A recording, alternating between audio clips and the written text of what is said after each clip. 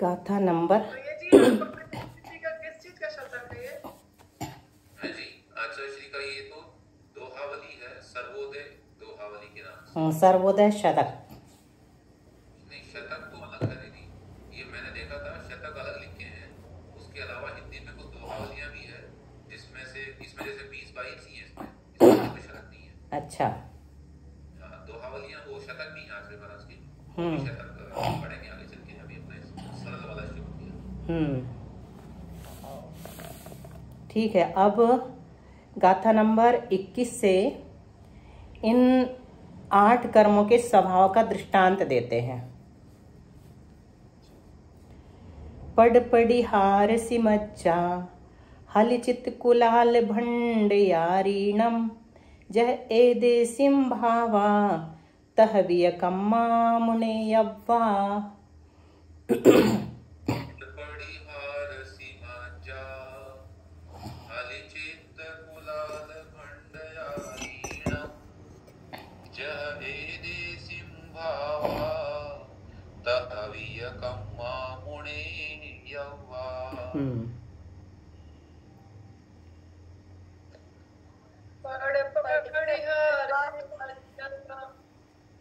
हलिचित कुलाल भंडयारीणम जय एदे सिंभावा तहविय कम्मा मुने यव्वा।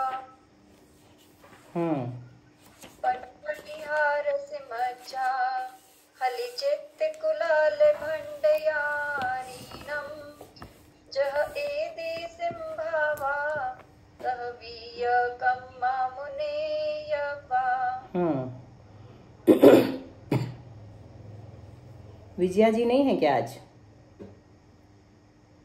अरे भाई दीदी सादर प्रणाम करती हूँ, वंदना। बोले क्या? मैंने कहा समय जाएगा इसलिए तो हाँ, बोल लीजिए आप, और बोल लीजिए, फिर अगली गाथा दूसरे लोग बोलेंगे जी। बोल ले क्या? हाँ बोल लीजिए। पड़ पड़िहार सिमज्जा हलिचित कुलाल भंडयारीणम जह एदे सिंभावा तहविय कम्मा मुने यव्वा।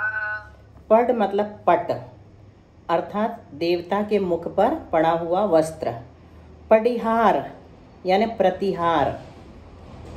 प्रतिहार अर्थात राजद्वार पर बैठा हुआ द्वारपाल। असी मतलब तलवार, वो भी कैसी?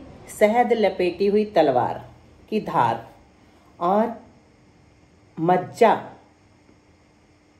मध्य, असी के बाद मध्य। मध्य मतलब शराब। शराब पी करके जैसे कोई शराबी मोहित हो जाता है, उसका उदाहरण देंगे कर्म के लिए। किस कर्म के लिए अभी हम क्रमशः देखते हैं। हली मतलब काठ का यंत्र, जो कि अपन पढ़ चुके हैं, खोड़ा या हली उसे कहते हैं। फिर चित मतलब चित्रकार। कुलाल यानी कुंभकार। और भंडारीणम यानी भंडारी, खजांची। जह एदेसिम भावा, इन 8 के जह ने जैसे अपने अपने कार्य करने के भाव होते हैं, तहविय कम्मा मुने अब्बा, उसी तरह क्रम से कर्मों के भी स्वभाव समझना चाहिए। पट यानी पट, देवता के मुख पर पड़ा हुआ वस्त्र है ना, आ गया ना समझ में। असी मतलब शहद लपेटी हुई तलवार की धार। तो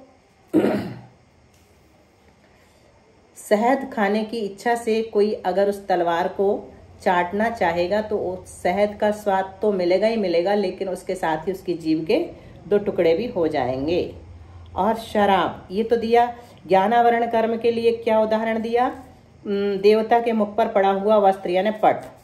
और दर्शनावरण कर्म के लिए क्या उदाहरण दिया? राजद्वार पर बैठा हुआ द्वारपाल। जैसे वह दर्शन नहीं करने देता, राजा से मिलने नहीं देता, उसी प्रकार यह भी दर्शनावरण कर भी अपना कार्य करता है। असी जो है ये शहद लपेटी तलवार की धार, ये वेदनीय कर्म के लिए उदाहरण दिया गया है। और शराब मोहिनी कर्म के लिए उदाहरण दिया गया है कि जिस तरह से शराब पी करके जीव अपना स्वभाव भूल जाता है, उसी प्रकार से यह मोहिनी कर्म अपने स्वभाव का भान नहीं होने देता। काठ का यंत्र यानी खोड़ा या हली जिस प्रकार से जीव को एक स्थान से दूसरे स्थान पर नहीं जाने देता, वैसे ही आयु कर्म तो उसके लिए खोड़ा का उदाहरण दिया। चित्रकार जैसे भिन्न भिन्न प्रकार के चित्र बनाता है, ऐसे ही नाम कर्म अनेक प्रकार की पर्यायें प्रदान करता है भिन्न भिन्न चित्र चारों गतियों में। कुम्हार क्या करता है, जैसे छोटे बड़े बर्तन बनाता है, ऐसे ही गोत्र कर्म छोटा बड़ापना उच्च नीचपना बताता है। भंडारी जैसे देने वाले के और लेने वाले के बीच अंतर डाल देता है, वैसे ही अंतराय कर्म लेने और देने वालों के बीच अंतर डाल देता है। इसका भावार्थ भैया पढ़ेंगे, बहुत अच्छा है, काफी लंबा है। अब कुछ शब्दार्थ लेकर 8 कर्मों का अर्थ करते हैं, माने की उत्पत्ति बता रहे हैं। ज्ञान को जो आवरे अर्थात ढके वह ज्ञानावरण है। इसका स्वभाव देवता के मुख पर का जो वस्त्र है, मुख पर रखा हुआ वस्त्र, उसके जैसा कहा है। वह इस प्रकार है कि देवता के मुंह पर ढका हुआ कपड़ा जिस तरह देवता के विशेष ज्ञान को नहीं होने देता, उसी तरह ज्ञानावरण कर्म ज्ञान को आच्छादित करता है, विशेष ज्ञान नहीं होने देता। नंबर 2, जो दर्शन को आवरे अर्थात वस्तु को नहीं देखने दे, वह दर्शनावरण है। इसका स्वभाव दरबानिया के समान कहा गया है। जैसे दरबानिया अर्थात पहरे द्वार राजा को देखने नहीं देता, अर्थात देखने से रोक लेता है, वैसे ही यह कर्म भी वस्तु का दर्शन नहीं होने देता। जो सुख दुख का वेदन अर्थात अनुभव करावे, वह तीसरा वेदनीय कर्म है।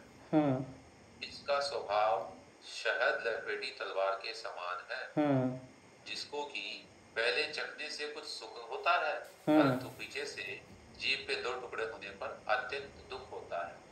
इसी तरह साता और असाथा से सुख और दुख उत्पन्न होते हैं। जो मोहे अर्थात असावधान करे, अचेत करे, वह मोहनीय कर्म। इसका स्वभाव मदिरा व गैरह वगैरह, जो नशा गैर जो वशा अच्छा जितने भी अन्य नशा करने वाली वस्तु मदिरा वगैरह जी। अच्छा, यहाँ के लिए विसर्ग लगा दिया। उन्होंने विसर्ग लगा दिया। हाँ, जैसे शराब वगैरह पदार्थ पीने से जीव को अचेत व असावधान कर देते हैं, उसको अपने स्वरूप का कुछ विचार नहीं होने देते। इसी तरह मोहनीय कर्म आत्मा को बेभान बना देता है, उसको अपने स्वरूप का विचार ही नहीं होता। इस तरह से मोहनीय कर्म हुआ। फिर आयु, जो एति अर्थात पर्याय धारण करने के निमित्त प्राप्त हो, वह आयु कर्म है। इसका स्वभाव लोहे की सांकल अथवा काठ के यंत्र के समान है। जैसे सांकल अथवा काठ का यंत्र पुरुष को अपने स्थान में ही स्थित रखता है, दूसरी जगह नहीं जाने देता, ठीक उसी प्रकार आयु कर्म जीव को मनुष्यादि के पर्याय में स्थित रखता है, दूसरी जगह नहीं जाने देता। ऐसा हो गया आयु कर्म। फिर है नाम कर्म, जो ना अर्थात नाना है ना, अर्थात अनेक तरह के विनोदी, ना और मी 2 शब्द से बना रहे हैं। ना माने नाना और विनोदी अर्थात कार्य बनावे, वह नाम है। यह चितेरे के चतेरे लिखा हुआ है, चितेरे की तरह। सामान्य से हिंदी में हम लोग चितेरा बोलते हैं, चित्रकार बोलते हैं। तो जैसे चतेरा अनेक प्रकार के चित्राम अर्थात तस्वीर बनाता है, उसी प्रकार नाम कर्म जीव के नारक आदि अनेक रूप करता है। 7वां है गोत्र कर्म, जो गमयति अर्थात ऊंच नीच पने को प्राप्त करे, उसको गोत्र कहते हैं। इसका स्वभाव कुम्हार के समान है। जैसे कुम्हार मिट्टी के छोटे बड़े बासन बनाता है, वैसे ही यह गोत्र कर्म भी जीव की ऊंच तथा नीच अवस्था बनाता है। अंत में है अंतराय कर्म, वह है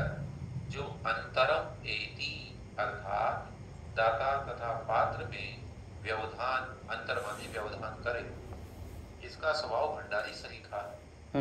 जैसे भंडारी माने खजांची दूसरे को दान देने में विघ्न करता है, दान देने से रोकता है, उसी तरह अंतराय कर दान लाभ आदि में विघ्न करता है। इस तरह इन 8 मूल कर्मों का शब्दार्थ करके स्वरूप कहा, एक एक शब्दार्थ को बताया है। ठीक है, बहुत अच्छी तरह से सबको समझ में आ गया है। आगे हम पढ़ेंगे कर्मों की उत्तर प्रकृतियों यानी विशेष भेदों को क्रम से बताएंगे, जिसमें हमें पता है कि नाम कर्म के 93 अथवा 103 भेद होते हैं, जिनमें पिंड प्रकृति तो 75, पिंड प्रकृति के 75 भेद हैं, प्रत्येक प्रकृति के 8 भेद हैं और त्रस दशक के 10 भेद हैं और स्थावर दशक के 10 भेद हैं। तो ये कुल मिलाकर के 75, 5, 80, 3, 83, 93, 103 हो जाते हैं। अभी हम देख रहे हैं मुख्य रूप से कर्मों के भेद। उत्तर भेद 5, 9, 2, 8 पीसम चौरोकमेण ते नौदि ते उत्तरम स्वयं वा दुगपणगम उत्तरा होन्ति। 5, 9, 2, 8 पीसम चौरोकमेण ते नौदि ते उत्तरम स्वयं वा दुगपणगम उत्तरा होन्ति। ज्ञानावरणादि 8 कर्मों में से प्रत्येक के भेद क्रम से 5, पंच यानी 5, 9 यानी 9, दोणी मतलब 2, 28 28, चौरो 4, कमेण यानी क्रम से चल रहा है, ते नौदी यानी 93 अथवा ते उत्तरम संयमवा अथवा 103, 3 ऊपर 100, ते उत्तरम संयम मतलब 3 ऊपर 100 अर्थात 103 भी इसके भेद होते हैं। 93 अथवा 103 दुग पंडगम 2 और 5 भेद होते हैं। तो कर्म के कुल 148 उत्तर भेद हैं। ज्ञानावरण के कितने भेद हैं? 5, दर्शनावरण के 9, वेदनीय के 2, मोहनीय के 28, आयु के 4, नाम के 93 अथवा 103 और गोत्र के 2 और अंतराय के 5। इस प्रकार से ये 148 भेद हैं। तो ज्ञानावरण के 5 भेद कौन से हैं? मति ज्ञानावरण, श्रुतक ज्ञानावरण, अवधि ज्ञानावरण, मनः पर्याय ज्ञानावरण और केवलक ज्ञानावरण। जो मति ज्ञान को आवृत करे वो मति ज्ञानावरण, जो श्रुतक ज्ञान को आवृत करे श्रुतक ज्ञानावरण, अवधि ज्ञान को आवृत करे अवधि ज्ञानावरण, मनः पर्याय ज्ञान को आवृत करे मनः पर्याय ज्ञानावरण और केवलक ज्ञान को जो आवृत करे वह केवलक ज्ञानावरण है। इसी प्रकार दर्शनावरण के कितने भेद हैं? 9। कौन कौन से? 4 दर्शन। कौन से हैं 4 दर्शन? चक्षु दर्शन, अवधि और हाँ, चक्षु दर्शन, अचक्षु दर्शन, अवधि दर्शन और केवल दर्शन। ये तो हुए 4 और 5 निद्राएं। इस प्रकार मिलाकर के दर्शनावरण के 9 भेद हो जाते हैं। तो जो चक्षु दर्शन को आवृत करे वो चक्षु दर्शनावरण, अचक्षु दर्शनावरण को अचक्षु दर्शन को आवृत करे वो अचक्षु दर्शनावरण, अवधि दर्शन को जो आवृत करे वो अवधि दर्शनावरण और जो केवल दर्शन जिसके द्वारा आवृत हो वह केवल दर्शनावरण कर्म है। इस प्रकार से अब 5 निद्राओं के बारे में हम अगली गाथाओं से पढ़ रहे हैं। दीदी इन्होंने थोड़ा क्रम बदल दिया ना दीदी? काय का? यहाँ जो स्त्यान वृद्धि, निद्रा निद्रा, प्रचला प्रचला और फिर निद्रा प्रचला, ये ऐसा दिया इन्होंने। स्त्यान और अपन वृद्धि बोलते कि निद्रा निद्रा निद्रा, प्रचला प्रचला प्रचला और स्त्यान वृद्धि, ऐसा बोलने में आता है। यहाँ पर कर्मकांड जी में जितने भी क्रम बदले जाएंगे ये सब बंद, उदय और सत्व में काम आएंगे। वहाँ पर क्रम संख्या बोलेंगे वो, पहली निद्रा, दूसरी निद्रा। तो हमें इन्हीं क्रम को अब आगे जाकर के याद रखना है।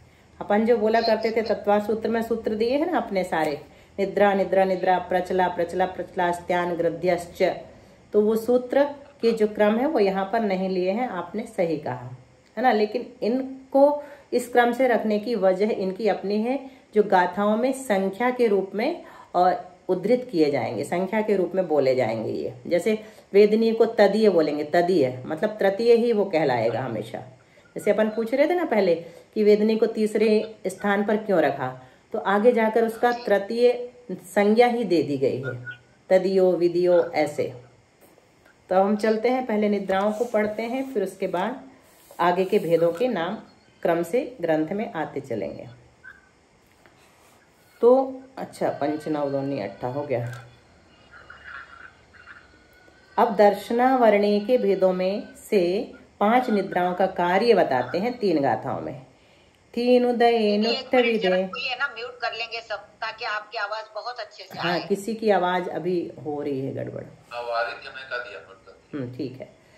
तीन उदय नुट्ठ विदे सोवदि कम्मम करे दिज पदिया निद्दा निद्दुदय नय न दिट्ठि मुग्घादिदुम सक्को। हीनोदये नुट्ठ विदे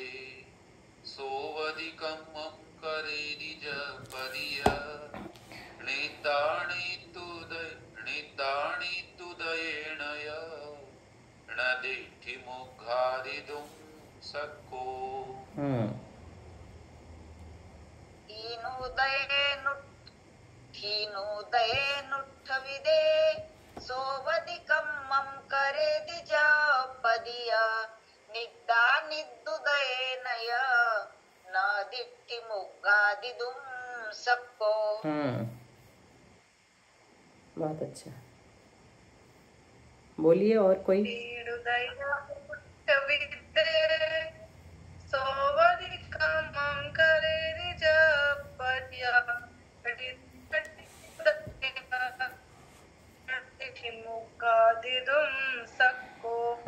ठीक है। इधर लेना दीदी, इधर। आपकी आवाज थोड़ी लहरा रही है। आपकी आवाज थोड़ी लहरा रही है। जब पदिय अनिद्दा निद्दुदयेनय न दिट्ठि मुग्घादिदुम सक्को, या पहले ले लेंगे। तो यहाँ पर थीनुदयेन, थीनुदयेन मतलब स्त्यान गृध्युदयेन, स्त्यान गृद्धि दर्शनावरण कर्म के उदय से। उट्ठ विदे सोवदि, उठाया हुआ भी सो जाता है, उठाया हुआ भी सोता ही रहे। और कम्मम करे दी, उस नींद में ही अनेक कार्य करे। तथा जपपदिया, और कुछ बोले भी परंतु सावधानी नहीं रहती, मतलब जागृत नहीं रहता। और निद्दा निद्दुदयेनया, निद्रा निद्रा कर्म के उदय से अनेक तरह से सावधान किया हुआ भी न दिट्टि मुग्घादिदुम सक्को, आंखों को खोलने में समर्थ नहीं हो पाता है, आंखों को उघाड़न नहीं